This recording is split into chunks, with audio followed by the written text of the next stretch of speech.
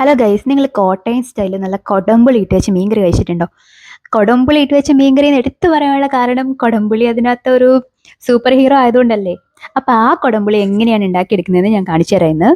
കുറേ നാളായിട്ട് ഈ കൊടമ്പുളിയുടെ സീസൺ തുടങ്ങിയപ്പോൾ തൊട്ട് ഇതൊന്ന് വീഡിയോ ആക്കണമെന്ന് കരുതി നടന്നതാണ്. പക്ഷെ ഇന്നാണ് കേട്ടോ കഴിഞ്ഞത്. ഇപ്പോൾ ഓൾമോസ്റ്റ് നമ്മുടെ കൊടമ്പുളിയുടെ സീസൺ കഴിഞ്ഞിട്ട് ഇത് ലാസ്റ്റ് ഭാഗമാണ്.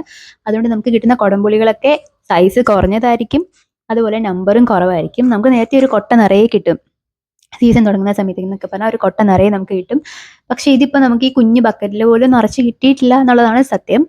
എന്തായാലും നല്ല പഴുത്ത പുളികൾ വേണം പെറുക്കിയെടുക്കാൻ. ഇത് പച്ചപ്പുളികളൊക്കെ വീഴും, പക്ഷെ പച്ചപ്പുളി പെറുക്കിയെടുത്ത് തുടങ്ങിയാൽ ഭയങ്കര കമർപ്പായിരിക്കും. ആ കമർപ്പ് ഒഴിവാക്കാൻ വേണ്ടി നല്ല പഴുത്ത പുളികൾ ഞാനും നമ്മുടെ തണിക്കുട്ടനും കൂടി ഞങ്ങൾ പെറുക്കിയെടുത്തു. ഇനി അടുത്ത പരിപാടി എന്ന് പറഞ്ഞാൽ ഇത് കട്ട് ചെയ്ത് ഇതിൻ്റെ ഫ്ലഷ് കളയുക എന്നുള്ളതാണ്.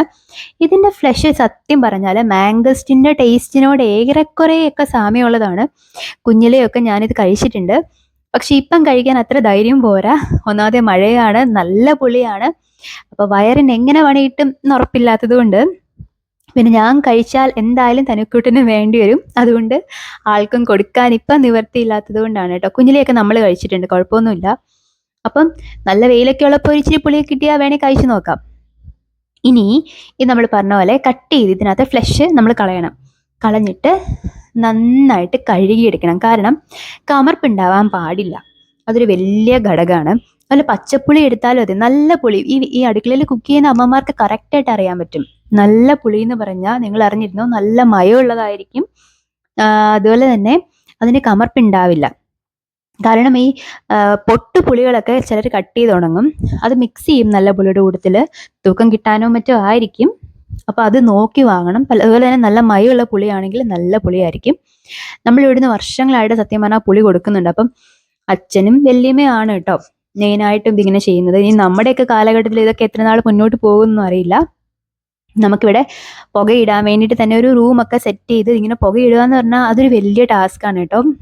നമുക്കൊന്നും അതിനകത്ത് കയറി ഒത്തിരി നേരം നിൽക്കാൻ പറ്റില്ല. നമ്മുടെ കണ്ണൊക്കെ നിറഞ്ഞ് നമ്മൾ ആകെപ്പാടെ സീനാക്കും.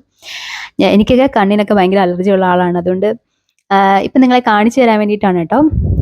നന്നായിട്ട് കറയാവും നമ്മുടെ കയ്യിൽ. ഒന്നാമത്തെ കറി നമ്മൾ കട്ട് ചെയ്യുമ്പോൾ നല്ലപോലെ കറയാവും, നല്ല മഞ്ഞ കളറിലെ കറയാണ്. അപ്പം ആ കറ മാറണം, എന്നാലേ ഉള്ളൂ കമർപ്പില്ലാതിരിക്കത്തുള്ളൂ. അതുകൊണ്ട് നന്നായിട്ട് കഴുകിയെടുക്കണം. അതുപോലെ തന്നെ മണ്ണിലാണ് വീഴുന്നത്, അപ്പം മണ്ണും പൊടിയും ചെളിയും ഒക്കെ മാറണം. അതും നമ്മൾ നല്ലപോലെ കഴുകിയെടുക്കാനുള്ളൊരു കാരണമാണ്. ഇത് ഇങ്ങനെ നല്ലപോലെ കഴുകിയെടുത്തതിന് ശേഷം സാധാരണഗതിയിൽ നമ്മൾ വെയിലത്തിട്ട് തന്നെയാണ് ഉണക്കുന്നത്, അതായത് വാട്ടും. അത് കഴിഞ്ഞിട്ട് ഒന്ന് വാടി വരുമ്പോഴത്തേക്കും നമ്മൾ പുകയത്തേക്ക് മാറ്റും. പക്ഷെ ഇപ്പം എന്ന് പറഞ്ഞാൽ നിങ്ങൾക്ക് അറിയാലോ, മഴയാണ്. മഴ ആയതുകൊണ്ട് തന്നെ നമുക്ക് വെയിലത്തിടുക എന്ന് പറയുന്ന ഒരു ഓപ്ഷൻ ഇല്ല. പകരം നമുക്ക് എവിടെയെങ്കിലും ഒന്ന് നല്ല പോലെ അകത്തിയിട്ട് കൊടുക്കാം.